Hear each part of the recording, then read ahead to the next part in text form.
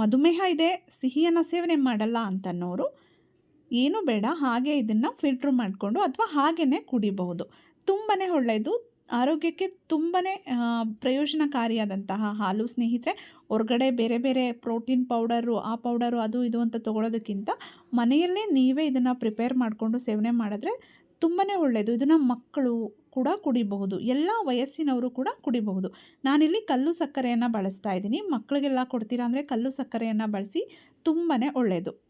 ಬೆಳೆಯೋ ಮಕ್ಕಳು ಕುಡಿಯೋದ್ರಿಂದ ಅವರ ಮೂಳೆಗಳು ಸ್ಟ್ರಾಂಗ್ ಆಗುತ್ತೆ, ದೇಹದಲ್ಲಿ ಶಕ್ತಿ ಸಿಗುತ್ತೆ. ಬಾದಾಮಿ ಎಲ್ಲ ಹಾಕಿರೋದ್ರಿಂದ ಉತ್ತಮವಾದ ವಿಟಮಿನ್ ಇ ಕೂಡ ಸಿಗುತ್ತೆ. ಇದರಿಂದ ಕೂದಲು ಮತ್ತು ಚರ್ಮದ ಆರೋಗ್ಯಕ್ಕೂ ಒಳ್ಳೆಯದು. ನೋಡಿ, ಇದನ್ನು ನೀವು ಸೇವನೆ ಮಾಡಿ, ತುಂಬಾ ಪ್ರಯೋಜನ ಸಿಗುತ್ತೆ. ನನ್ನ ಚಾನಲ್ನಲ್ಲಿ ಈ ರೀತಿಯ ಆರೋಗ್ಯಕಾರಿ ವಿಡಿಯೋಗಳು ಸಾಕಷ್ಟು ಇದೆ. ನೀವು ಬೇಕಿದ್ದರೆ ನನ್ನ ಚಾನಲ್ನ ವಿಸಿಟ್ ಮಾಡಿ ವಿಡಿಯೋವನ್ನು ನೋಡಿ.